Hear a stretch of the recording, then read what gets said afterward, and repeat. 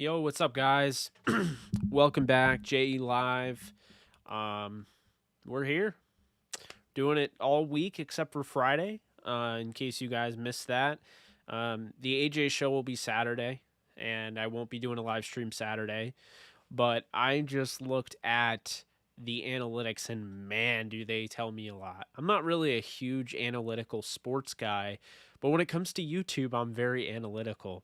So what I found is that the majority of my subscribers like being on YouTube and looking at my content in the realm of 9 p.m. Eastern time to 11 p.m. Eastern time. So we're going to focus on that on Monday. Tuesday, I believe it was 7 to 9. Wednesday was 8 to 10. So I see you. And so I'm trying to accommodate based on your schedule what works for you guys. Welcome back to this show, the J Live show. And hey, what's up? How we doing, Scott? Junkyard Dog, my guys. Yeah, you can't wait for the draft now, huh? It sneaks up on you, doesn't it? Because it definitely snuck up on me. Yeah, I'm pretty hyped myself. Not gonna lie. So definitely understand it. So I've been watching a lot of tape over the last 5 or so days, and because I have to catch up, I'm gonna be honest with you. Just everything that I've been doing, getting into the MCU and all of that. I got behind, which is something I normally don't do with draft season. So we caught up, or somewhat caught up. That was annoying.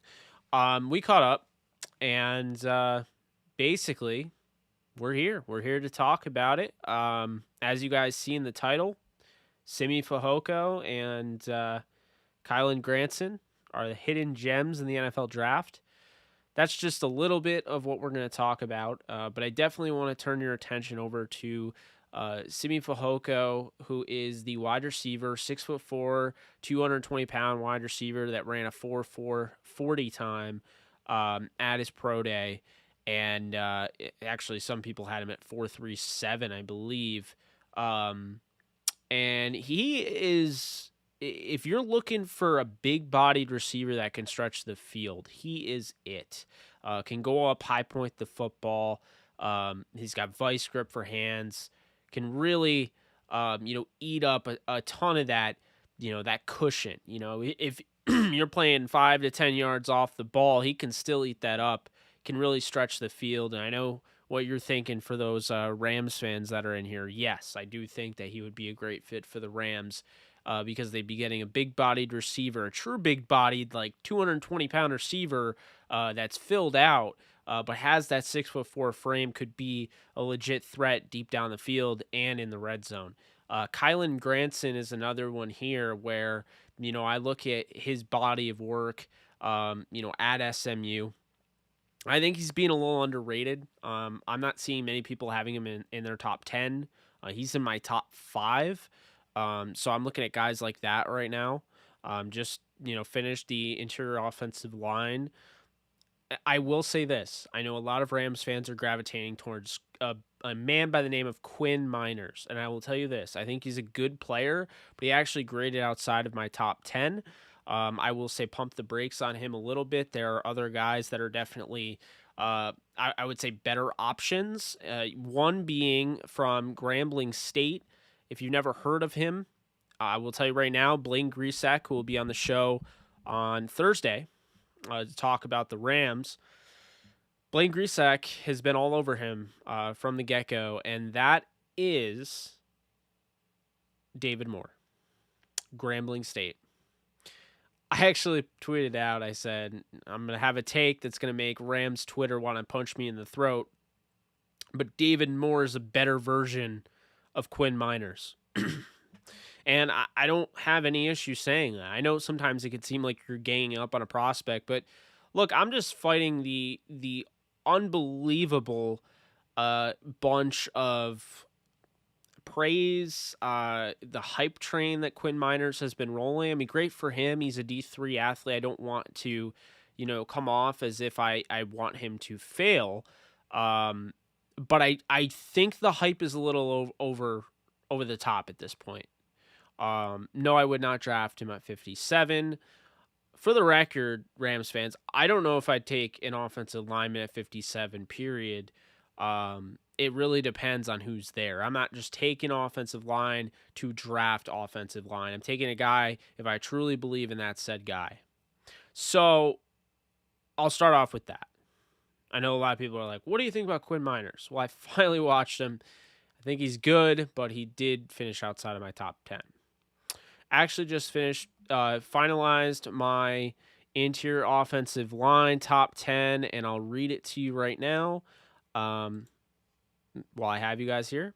Elijah Vera-Tucker from USC, number 1. I think this guy can obviously play the tackle position, but I think he has the potential to be a star interior. And normally I don't, kick tackles inside at guard, but I feel like he's just perfect for that.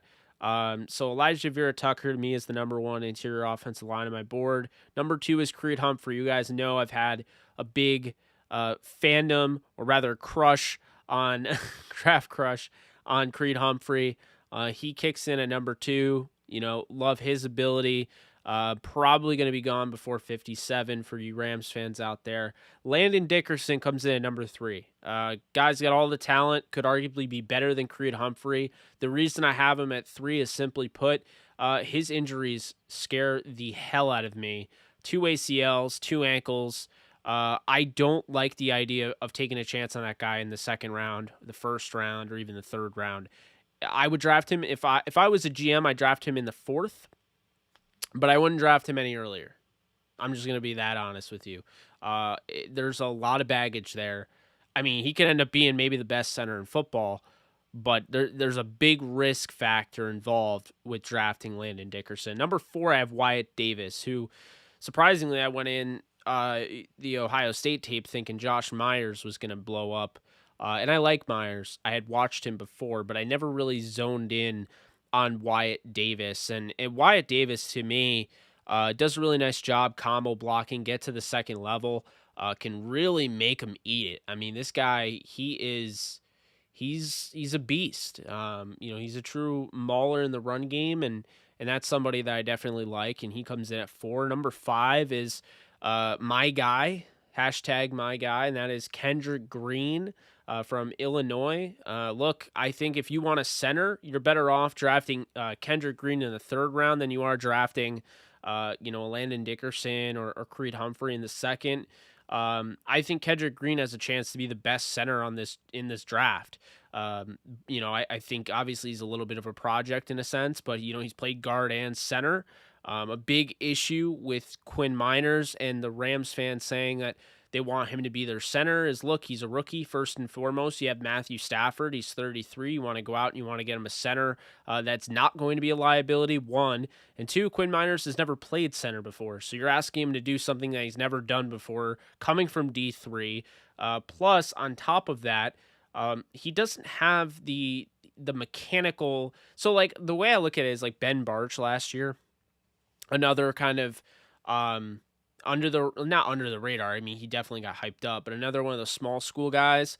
He didn't have the best. He had a really good technique. He didn't have like that bully mentality the way Miners does. Miners just overpowers guys that are below him in rank. He looks like a man amongst boys on film at with his D3 school, Wisconsin Whitewater. But my biggest issue with him is technically sound. He is not. He is a guy that's making everything look very, very good on tape.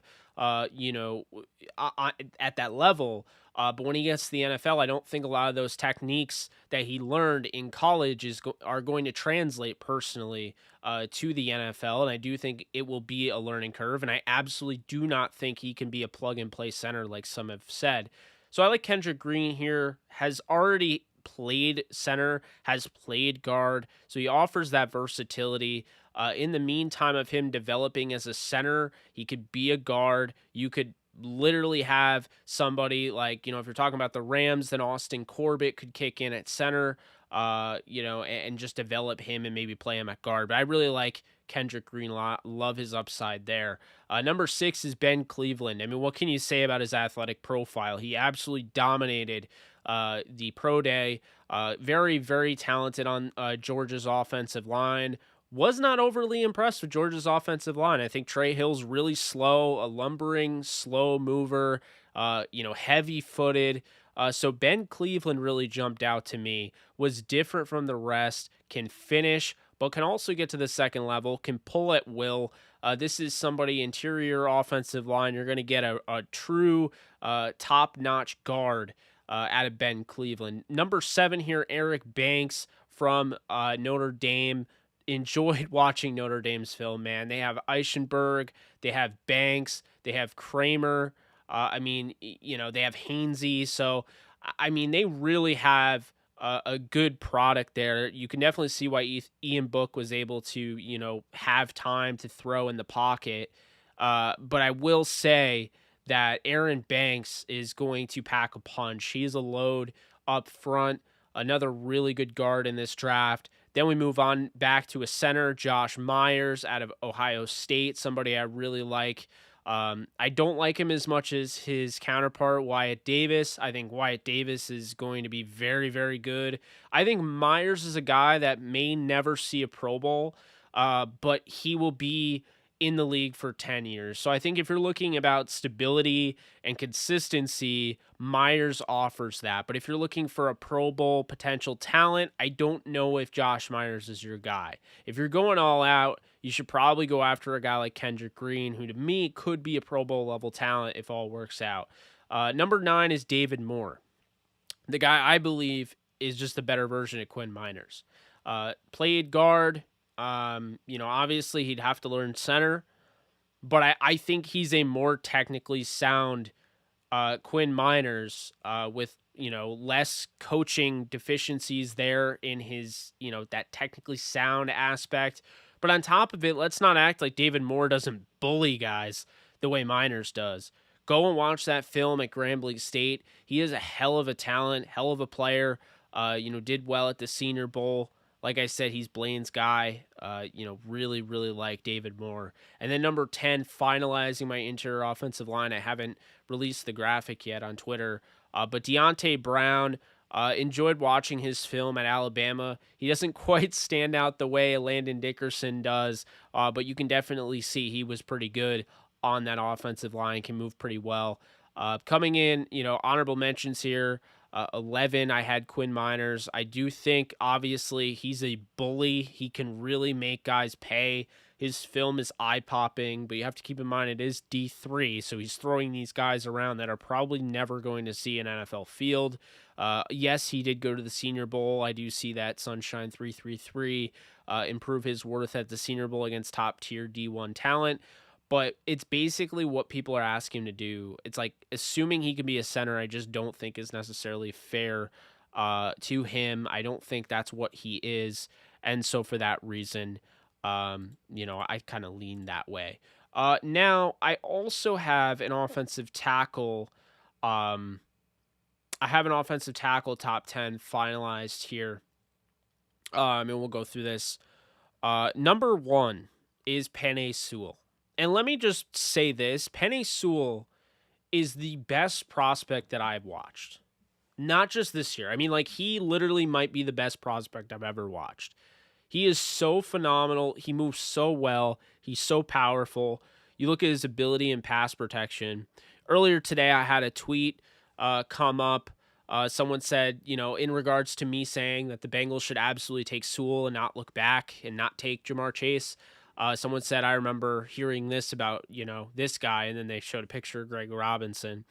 And for those of you that are even considering, asking me about, Penei Sewell becoming Greg Robinson, here's the thing that you need to know. When the Rams drafted Greg Robinson out of Auburn, Greg Robinson, simply put, was an athletic specimen with huge upside as a pass protector, but he was a project as a pass protector. He was a run mauler, plug-and-play run mauler coming in. The problem is, I don't like taking chances on pass protection as a left tackle.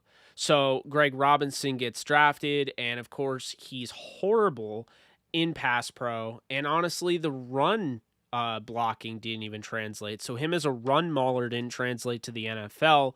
Whereas Sewell is like great in both areas. I don't really see many holes in his game. You have to really nitpick to get down to it. So I keep saying it. There's only one generational talent in this draft, and it is Penei Sewell from Oregon. He should go to the Bengals at 5. He should probably go earlier than that, but we'll see. But if they decide to pick Jamar Chase, then I guess they'll have to live with that. Number 2 is Christian Darrisaw. Big, big left tackle. I mean, this guy looks huge on film. I really had a hard time breaking the tie between him and Rashawn Slater, but I decided to go with the guy that's more prototypical at the left tackle spot. Rashawn Slater's more of a interior offensive line, offensive tackle hybrid that has that flexibility to play either position. But Christian Darrisaw, I think the biggest issue with him are the injuries. But Christian Darrisaw overall, to me, felt like the better option by a hair over Rashawn Slater, who came in at number 3, who I like a lot, tested very well. And then number 4 is Dylan Ray-Dunes. And North Dakota State, man, Dylan Ray-Dunes is somebody that needs to get some more talk. I feel like we were talking about him, and then all of a sudden, we stopped talking about him. Dylan Ray-Dunes should be talked about as much as Quinn Miners is being talked about. I mean, he should absolutely go first round, no questions asked. He's a hell of a talent, and he's one of the best run blockers in the draft. I think he might be the best run blocker in the draft. He's up there. But the next guy I would say is Tevin Jenkins, who also blew me away on film. Oklahoma State. His ability to finish, he's a pain, man. And the weird thing is, he may have the glasses and not look as intimidating, but he might be the most intimidating offensive line player on film. He's got this mean streak, and I love it. I really do. I think this draft is absolutely loaded with offensive line talent. The number 6, you get a super athletic freak in Samuel Cosmi. He killed his pro day. Cosmi moves very well. Can play either tackle spot, I believe. Can pull, can go out, get to the second level. I have no issues with him.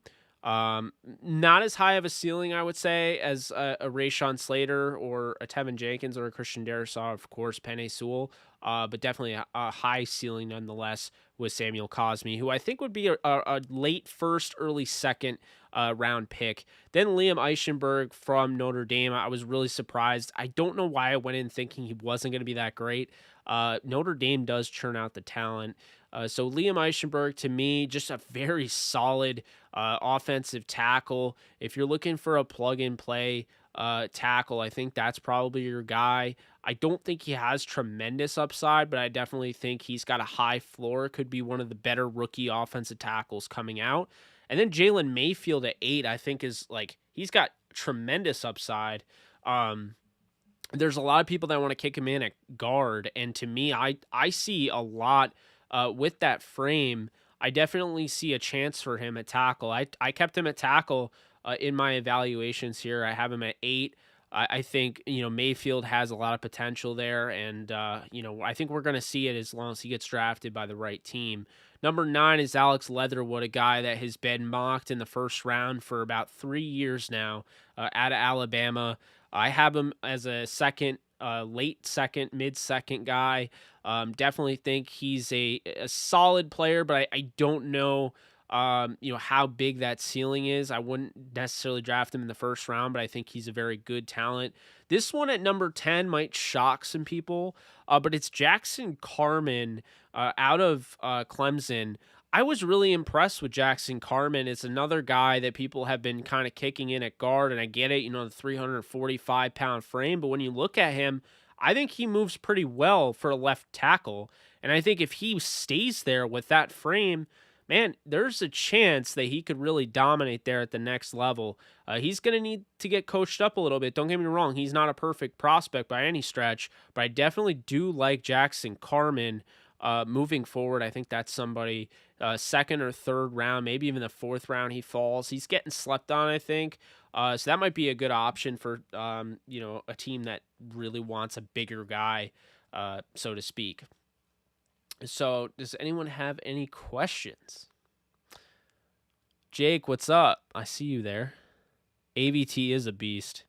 AVT is the best offensive tackle after Penei Sewell. Offensive lineman after Penei Sewell.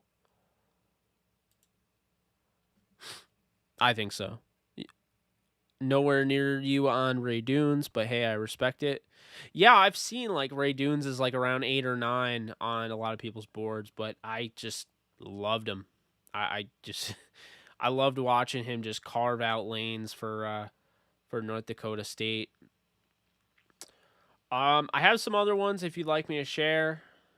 I'm not fully done with my rankings. I mean, we can go back to quarterback here. I mean, you guys pretty much know the gist of that. I have Trey Lance at 1, Justin Fields at 2, Trevor Lawrence at 3, Zach Wilson at 4, Davis Mills at 5, Mac Jones at 6, Kellen Mond at 7, Kyle Trask at 8, 9 is Ian Book, and 10 I have Donald Hammond the third out of Air Force. Keep that name in mind. He's the ultimate sleeper of the quarterbacks. Then at running back here, I have Najee Harris at 1. Look, I know it may not be like, it's kind of boring, but like Najee Harris to me is like the consensus number 1 back. He is not Todd Gurley, but he's kind of like a Melvin Gordon, maybe a notch below that. He is a very, very good back and will be for quite some time. Then you have Javonte Williams, who I would almost argue Javonte Williams has a higher ceiling coming out of UNC. I think the biggest issue with him is that he split time with Michael Carter. I know some people think that helped. I disagree. I think that hurt him. I think it's hard to get into a rhythm when you share time with another back, the level of Michael Carter, who came in as number 10 on my board at running back. Number 3 is Trey Sermon. Absolutely love Sermon. I said it before. I'll say it again. The first 25 yards of every Trey Sermon run, if he gets to at least 25 yards, he looks like Todd Gurley. He actually had one of the best 10-yard splits in the draft. He's extremely explosive. I love what he brings to the table as far as that goes. And he was a key component to get Ohio State to the national title game when they played against Alabama. Now, Trey Sermon, his biggest issue to me is injuries. And, of course, the lack of long speed. But if you don't care about a running back hitting that home run, then it's not going to really matter to you. Trey Sermon can do it. And on top of that, I think, I like his ability as a pass catcher as well and in pass protection. Sermon comes in as number 3 for me. I'm higher on him than pretty much anybody at this point. I'm a big, big fan of Trey Sermon. If you're looking at a team like the Pittsburgh Steelers that have all of those needs on the offensive line, and you keep seeing them getting mocked, Najee Harris, how about this? How about they swallow it?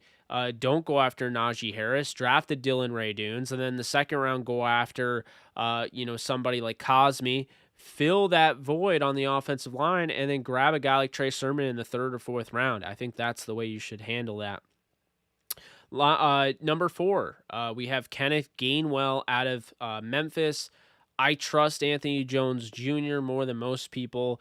He is the running backs coach, and he is churning out the running back factory. Gainwell now, but before you had guys like Tony Pollard, Darrell Henderson. The list goes on with Antonio Gibson and Patrick Taylor Jr. So look, Memphis has really been churning out the talent at running back. Kenneth Gainwell might be one of the best running backs that has come out of Memphis. I love his ability as a pass catcher. He does have that home run hitting ability. He did opt out this past season, so actually that's pretty good when you're considering a running back. It's fewer tread on the tires there. Really like what Kenneth Gainwell brings. Number 5 is Travis Etienne from Clemson. I know that might seem a little low for some people. I don't think he's this generational prospect like some people believe he is, especially out of the backfield. I definitely think that Etienne can be successful pro in the league, and I have him at top 5. but I still think he's getting a little bit overrated. And to be honest with you, I wasn't thoroughly impressed with everything that went around Trevor Lawrence. Just looking at his supporting cast for being such a huge program, I didn't feel like Trevor Lawrence had like a superstar. Like I felt like Trey Sermon was a bigger deal for Justin Fields in that college football playoff than Travis Etienne was for Trevor Lawrence. Now moving on to number 6, I have Puka Williams for my Kansas Jayhawks. Look, I'll tell you right now, Puka Williams is probably going to get drafted late.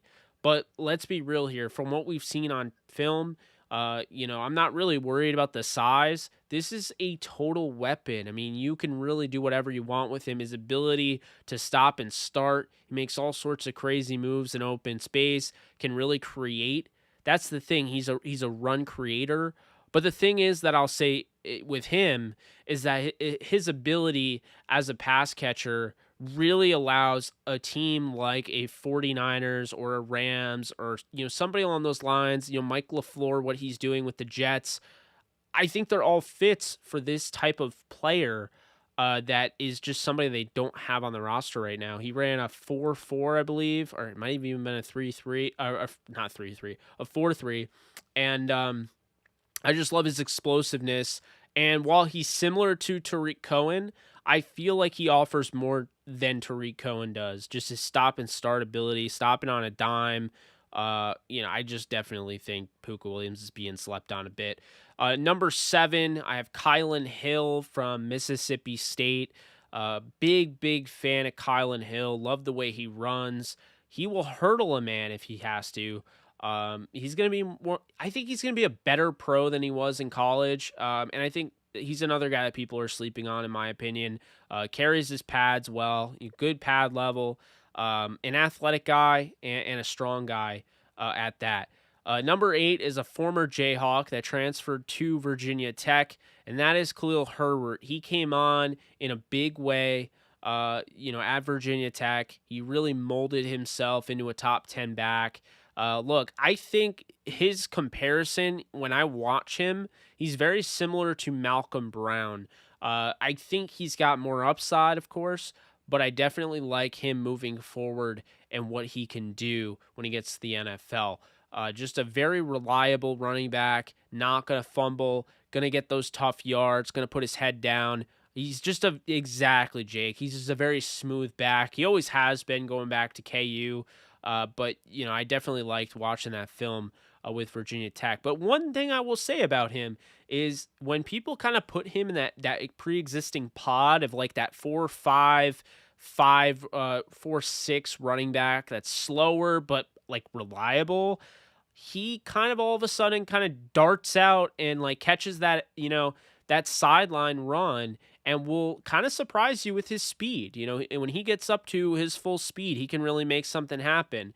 Number 9, to me, I think this guy is the best vision in the entire draft from what I saw, and that was Jermar Jefferson out of Oregon State. Love the way he runs. Such a quick diagnoser of everything that's going on. The thing about having vision, it's not just, oh, I see that hole is open, I go after it. This is a guy that is going to manipulate. So he's going to use what he has in front of him, and he's going to create with his eyes and create with his legs. And that's one thing I noticed. But once he hits the hole, man, he has the potential to house that to the end zone, and that's something I really like. I think he's got a good size, prototypical size. And I like Jefferson moving forward. That's definitely a guy that I wouldn't be surprised ends up having a pretty good career. Kind of reminds me a little bit of Chris Carson. Moving on to number 10, I mentioned it, kind of spoiled it earlier, is Michael Carter. Very similar. I've heard CEH comparisons, Clyde Edwards-Helaire. I think that's fair. I think he's similar to that. Biggest issue with Michael Carter and Javonte Williams is that they played on the same team. They split time. I feel like that hurt them more than it helped them. And so there's a good chance that I'm actually ranking Michael Carter too low, or I'm ranking Javonte Williams too high, because I think a lot of the times these guys got taken out of the game And we try to make excuses like, "Oh, no, this is how it works." Like I said for years, Alvin Kamara and Mark Ingram, I think Mark Ingram was holding back Alvin Kamara. I think Alvin Kamara is a do-it-all guy. Javonte Williams and Michael Carter might have been just two Jordans, trying to throw them together and trying to have them mesh. So that's kind of my thoughts on that. Those are my running backs there. I do want to mention there are a few running backs out there that I do like. One being Chris Evans here. So I'm looking here. So yeah, Chris Evans from Michigan, definitely like him. Josh Johnson from University of Louisiana Monroe is a sleeper there. Keep him in mind. Last time I had like a feeling about a sleeper like that was Aaron Jones, and he ended up being something out of UTEP, of course. Elijah Mitchell from Louisiana Lafayette came in at 11, and number 12 was Ramondre Stevenson, Oklahoma. Guys that I think can start in the league, but it's going to depend on the fit. These top 10 to me should find homes pretty quickly.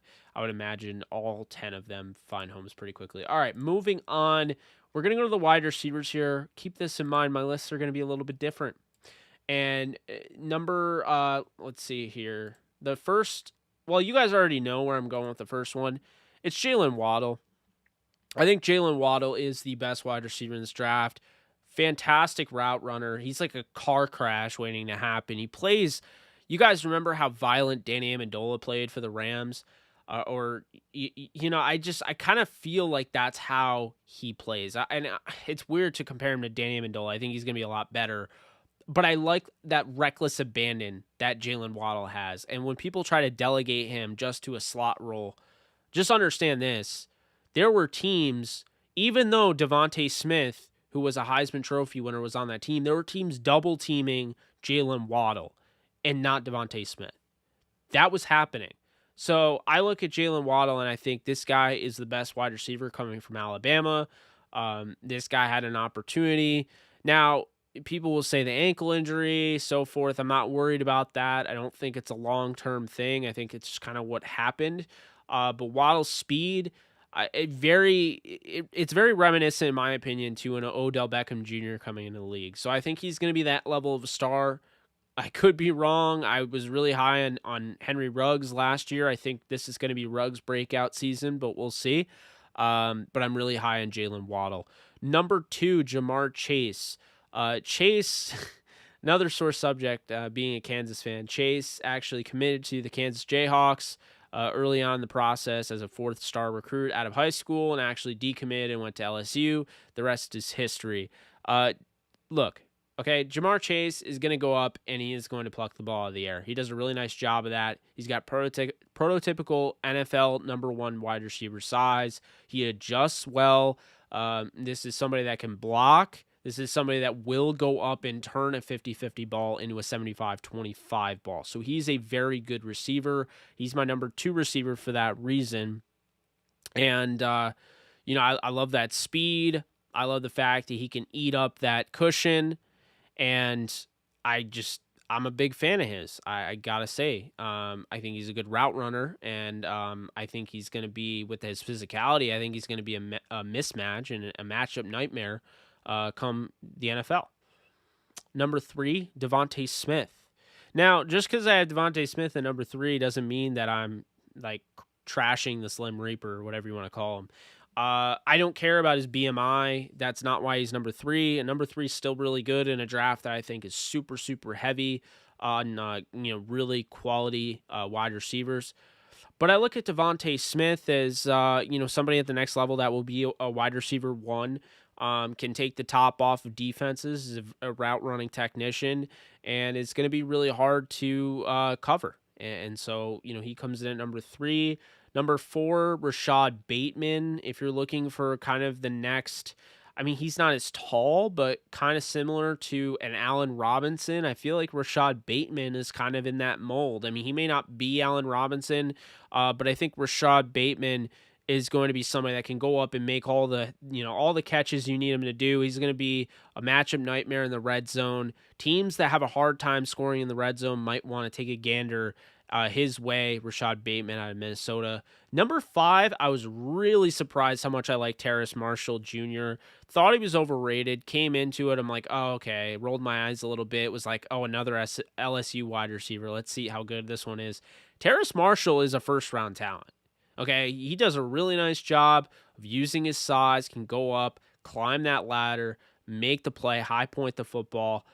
Definitely like him as a deep threat. Number 6 is Rondale Moore, who, I mean, we already know based on, what he was able to do. I think it was deadlifting or it was squatting. I think it was squatting. Yeah, it was squatting. His legs are like really strong. Like he's going to be hard to bring down. He's one of the faster, speedier receivers in this draft.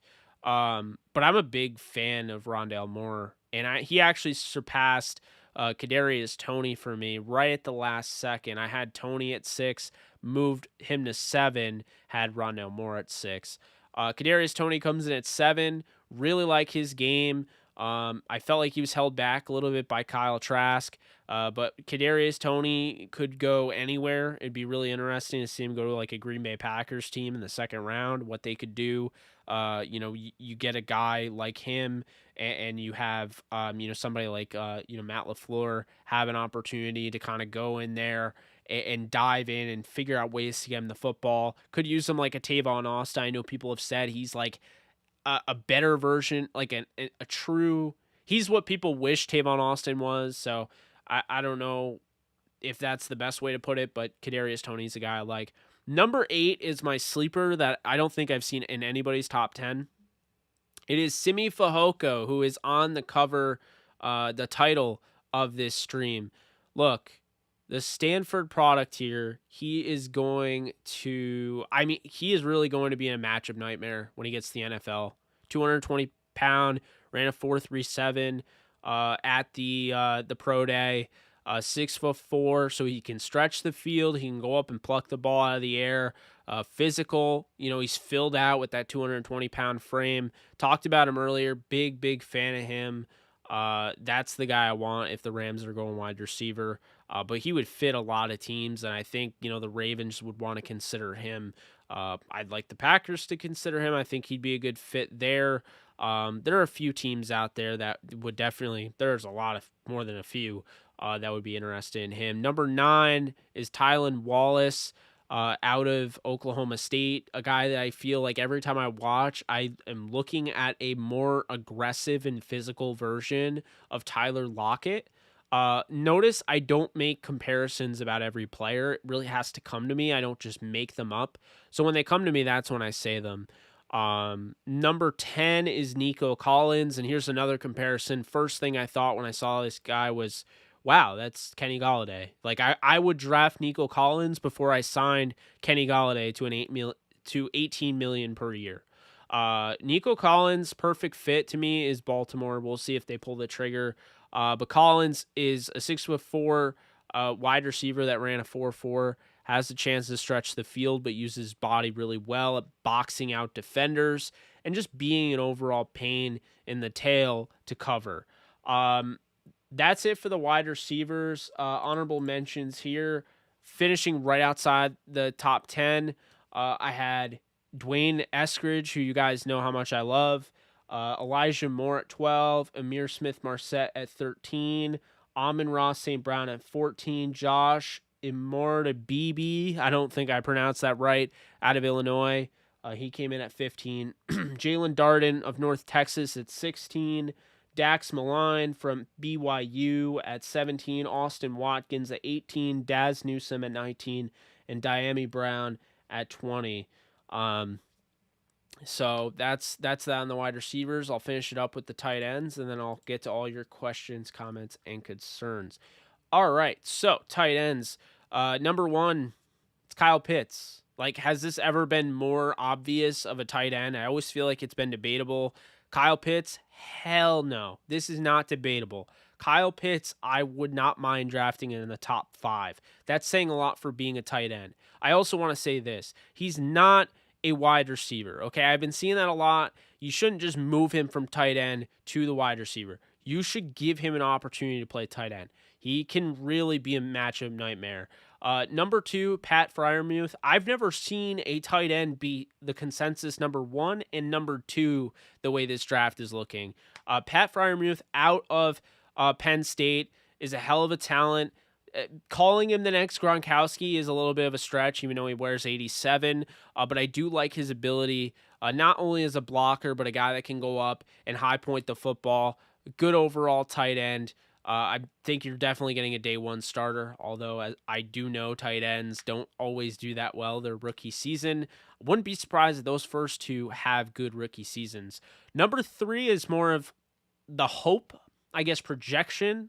He should be a lot better than he is, but Brevin Jordan out of Miami. I like Brevin Jordan. He makes a lot of those highlight reel plays where he can hurdle a guy and then stretch all the way out and score a touchdown.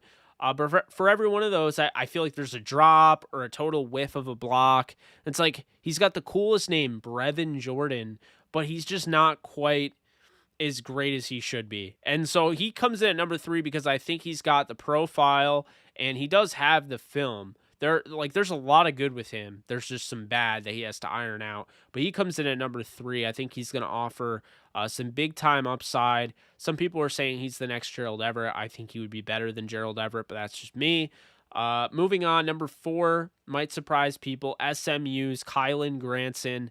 Love this guy's capability as a pass catcher. He is a work in progress as a blocker, but I think he's such a great pass catcher and such a great deep ball threat that he actually put himself all the way in my top 5. I think he projects very well in the NFL. I think he's going to be a darn good sleeper. And you might be able to get this guy in round 5. I don't really know how the NFL views him. They probably don't view him as high as I do. Number 5, Trey McKitty.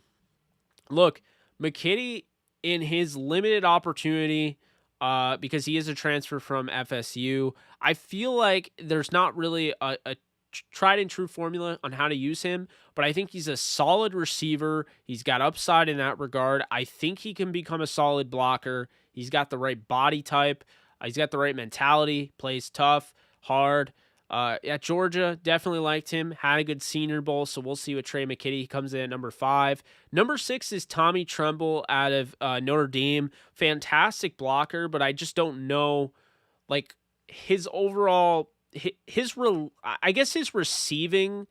I don't know how good of a receiver he can be. I've been seeing a lot of people saying this guy's, the 3rd tight end. And I don't see that. I see a really, really, really good blocker with an edge that you like to see, but I don't see the receiving threat that some people are making him out to be. So I will say that. Number 7, Kenny Yeboah out of Ole Miss. This guy's fun, will make plays down the field.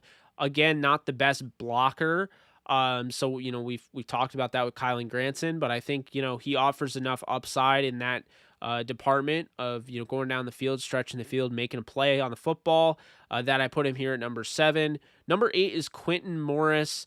This is more of a Gerald Everett undersized 6'2", 6'3" type tight end out of Bowling Green, and this is a guy that just finds his way open in the red zone. Is going to, force missed tackles, is going to make, teams pay. And I think coming out of Bowling Green, I wouldn't be surprised if this guy goes like late day 3, but I think he's going to have a career in the NFL. I definitely loved, I came away really impressed with this film. I like what he brings to the table. At the very least, he's your designated red zone threat because he always finds a way to get open and he's reliable. Based on the film and when Bowling Green needed him to be. Number 9 is Hunter Long out of Boston College. On Twitter, people freaked when I put him at number 9. I don't really see Hunter Long as like this crazy prospect. He's number 9 for me, but some people were saying he's number 3 on their board. That's fine, but I see a guy that's slow. He's lumbering. He's a solid receiver, not great. Good blocker. He seems like Jason Witten, but I don't think he's going to project to Jason Witten or Heath Miller. I just don't know. There's not enough there that makes me go, wow. And so a lot of these other guys there was, and that's why he fell. And then Zach Davison out of Central Missouri. this is somebody very interesting here. Number 10. I think he's got, enormous upside, plays at a very low tier school. So, we'll see, but I definitely like his upside moving forward, and I'm willing to bank on his athleticism. And I feel like tight ends in this league, if they don't have athleticism, they're not, producing at this point. So that's my thoughts on that. That wraps that up. Wow, we went off there. We've been on air for 48 minutes. Let's see. Now let's go all the way back and let's see if you guys are with us. I'm gonna try to answer all these now. Okay, let's see here. Not a draft question, but just curious. Do you wish we held on to Tavon Austin? I mean, I liked him. He's a player. I had his jersey and everything. I just don't know what difference that would really make. Sean McVay wasn't going to use him. Jeff Fisher didn't know how to use him, so is what it is. Let's see. Why would you commit to Kansas? I don't know. Ask Jamar Chase. Hey, Jake, do you know any centers the Rams should be looking for in the draft? I hear it's an O-line deep draft. You hear correctly, Payo time. It is a very O-line heavy draft, deep draft. So as far as centers, I guess it depends on what you're looking at. I mean, centers in general. Creed Humphrey, if he's there, has to be a target for the Rams. Josh Myers, I'd probably look at, of course, my guy Kendrick Green, potentially. Not saying he would 100% be able to, but David Moore. And then I guess, Quinn Miners, but again, I just don't think he can necessarily start day one at center, so you'd be asking a lot from him. So that's what I have there for you. Sleeper receivers, thoughts on Jalen Camp and Josh and more to BB. I just mentioned more to BB. I think he's got... I really like his yard after the catch ability. Like, he can run after the catch. He's kind of built like a running back in a sense, so he breaks tackles. And I think he has that ability to hit the home run. He can take it the extra distance. So use him in bubble screens and whatnot. With his overall ability, I think he could be something. He's also a solid route runner. He should have a good career in the NFL. Jalen Camp, definitely surprised me on film. Didn't quite make it into my top 10, but he's a guy that I'm definitely looking at come draft day as a sleeper there. Yep, I agree with Simi, another one of the sleepers, why I'm here due to the title. That's what I try to do. Not trying to be clickbait, because clickbait would be you'll never guess, and then, I don't talk about whatever the title is. Okay, where's Nolan? Rams house, Payo time. It's draft time. Let's go. Hey, thanks to Green Substance. Appreciate you donating. Big Monday drafty feels. Curious, is Jake a Rams fan? I am, and I'm pleasantly surprised to hear so many Rams references. I am a Rams fan. I'm sorry to be so biased, but it sounds like you're a Rams fan. Sounds like you don't really care that I'm being a little biased. I'm just appealing to the audience. I'm a people's guy, a man of the people. If 22 people are watching and 21 are Rams fans, I gotta at least appeal to the 21 other Rams fans.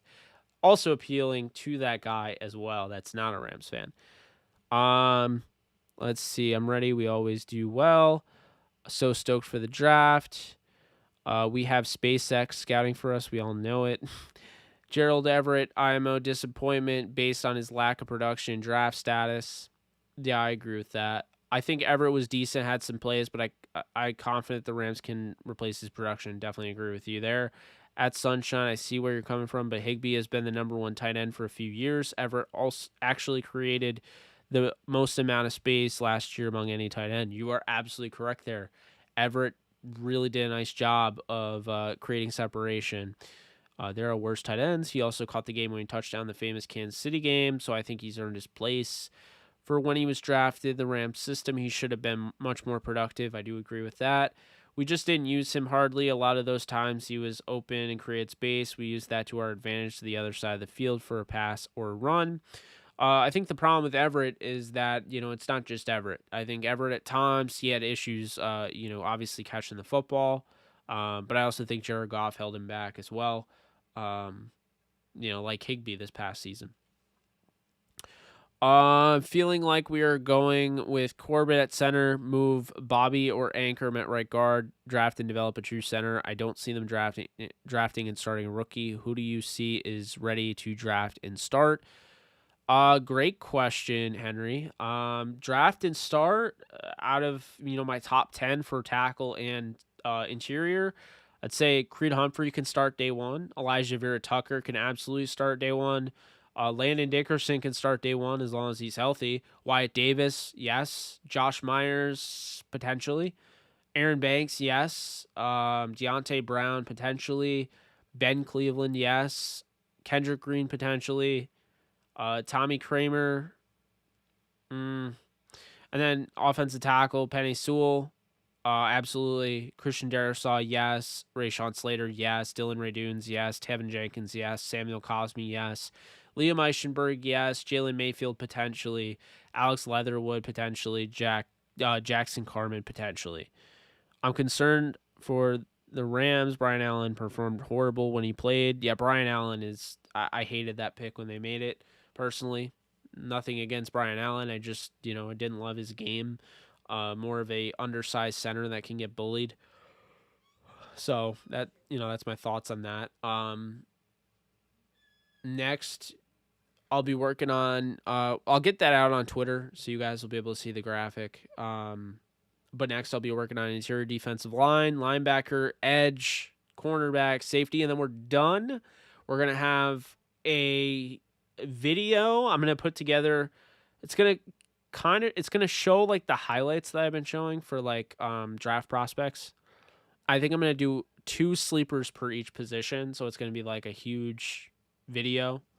If you guys are interested in that, Alexis is officially coming to New York to guest and do the big show that we're doing, the draft show. That is official. That's 100% happening. So, yeah, Jake, there's definitely not an Aaron Donald this year, but there's not even, I don't even know, there's, I'm not overly impressed. There's not a Derek Brown. There's not an Ed Oliver.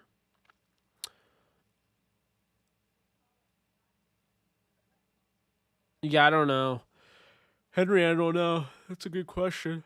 Oh. Did Corbett play center with the Browns or college? He didn't. He played center in college, though. He kind of got moved around in all sorts. Hey, Rams House, how we doing? Hey, Jake, what's the latest in Austin Reeder and free agency?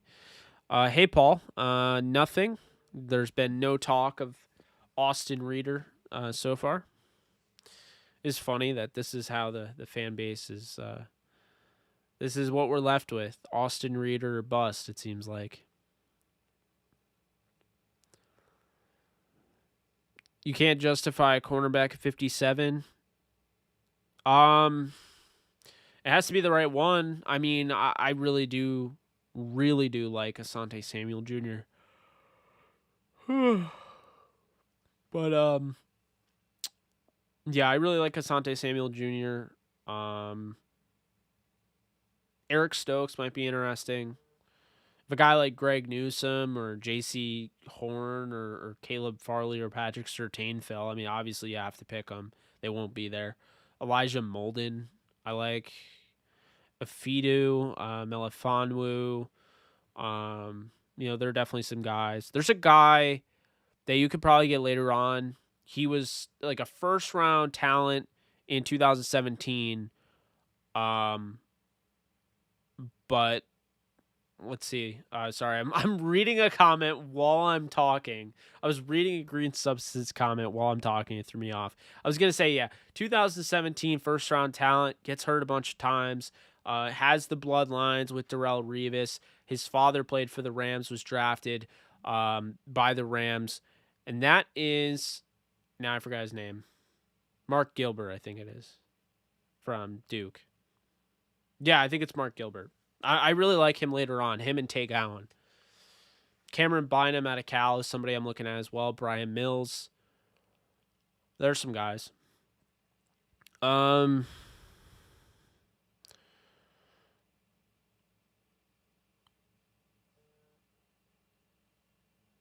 Jake, just okay. There we go. Jake, just curious, if you weren't doing what you are doing now, what would you want to be doing, or in other words, your dream job?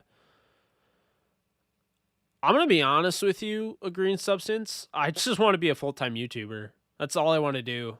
Nothing would be better than having my routine, what I do now, getting up at 4:30 a.m., going to the gym at 5, coming back home at 6, then doing that all and not having to work at 8, doing my job, like my full-time job, and instead just making videos and planning out my attack on YouTube, and maybe even doing live streams during the day.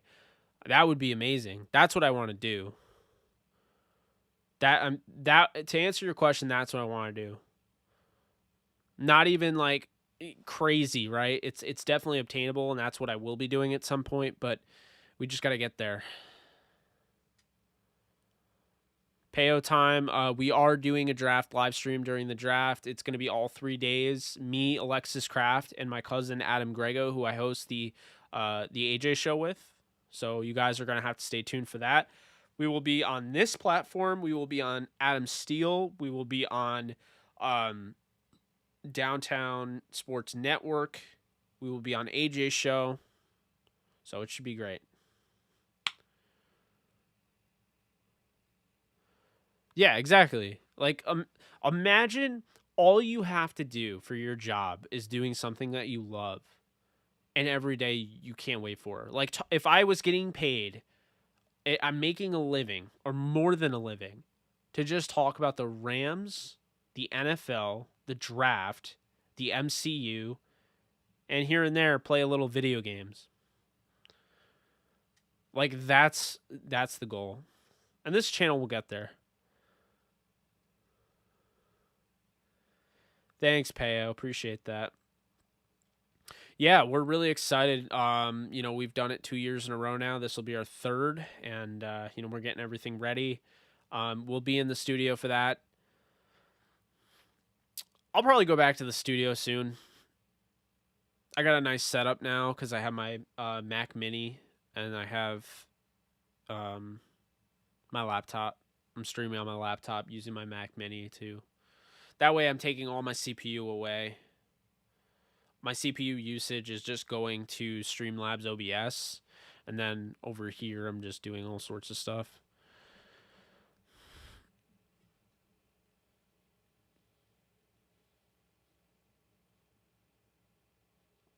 Have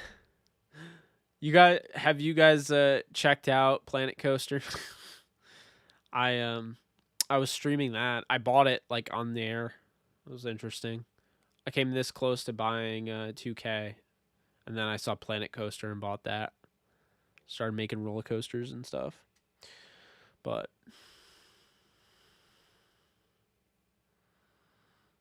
we just hit an hour. I'm actually gonna head off soon because I want to finish this these film studies, and go to bed. But we'll be doing, what do we have for tomorrow? Let's see here. You guys know better than I do.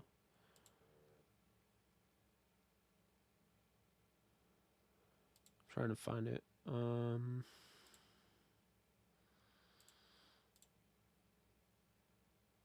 Okay, tomorrow's 8 p.m. Wednesday's 9. Thursday's 8. I'm off Friday. AJ show 12:30 Eastern time. Saturday, and then Sunday. That's right. I'm gonna do a Sunday show, 7 p.m. Eastern time on that. So we're gonna go back to that. Yeah, right, Jason. I do look like Tom Holland. It's crazy. If you could clone Donnie Avery or Denari Alexander to give him a second chance with the Rams, easily Denari Alexander. Denari Alexander, without getting hurt, is the next Randy Moss. He was literally built like Randy Moss, 6'5", ran a 4.4. The only issue is his knee operations. That's why he went undrafted.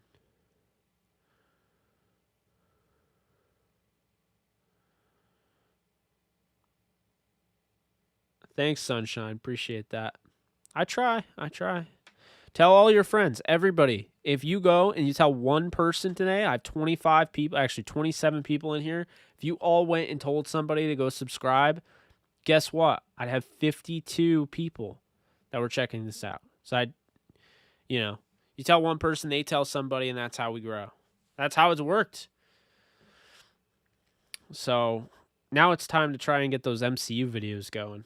Guys, see the Shang-Chi trailer? Looks pretty good.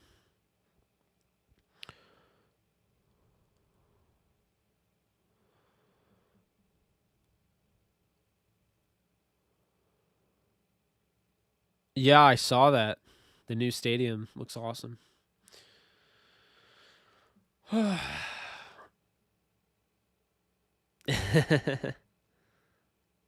Yeah, it's a great trailer. I'm looking forward to it. We also have the Falcon Winter Soldier finale.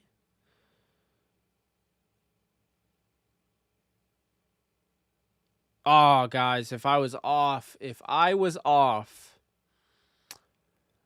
I was off, man. If I was off Friday, we would do a watch party for the finale.